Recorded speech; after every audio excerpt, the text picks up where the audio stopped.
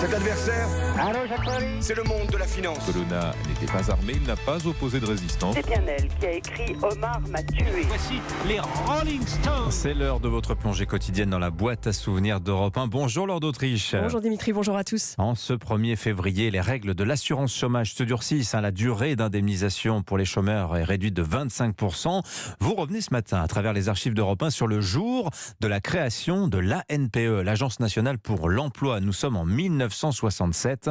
À la manœuvre, un jeune secrétaire d'État à l'emploi du président Pompidou, un certain Jacques Chirac. Oui, la NPE centralise les offres et les demandes d'emploi. À l'époque, la France compte un peu plus de 200 000 demandeurs d'emploi. C'est un peu plus de 1% de la population.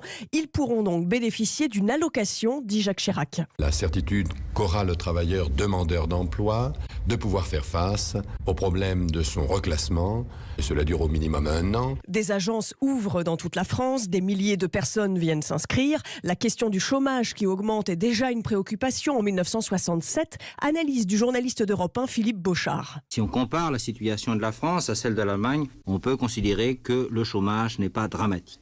Mais tout de même, dans l'opinion, progressivement, l'inquiétude grandit. Et dans les années 70, la NPE oriente aussi les chômeurs vers tel ou tel emploi. Alors, dans les années 70 également, le gouvernement commence à prendre des mesures d'accompagnement en direction des chômeurs, de plus de 60 ans. Oui, en 1972, 5 ans après la création de la NPE, le nombre de chômeurs a doublé. Ils sont près de 400 000.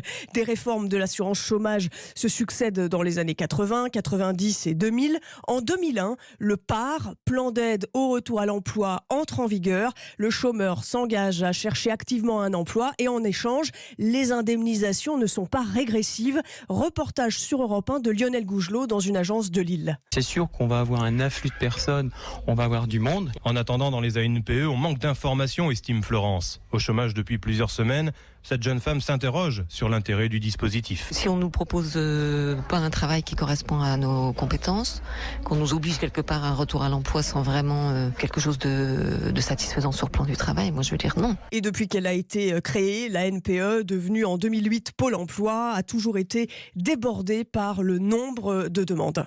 Merci Lord d'Autriche pour ce bain de mémoire. Tiens, on salue Lionel Gougelot qu'on entendait à l'instant. Sa voix a un peu changé en l'espace de 20 ans.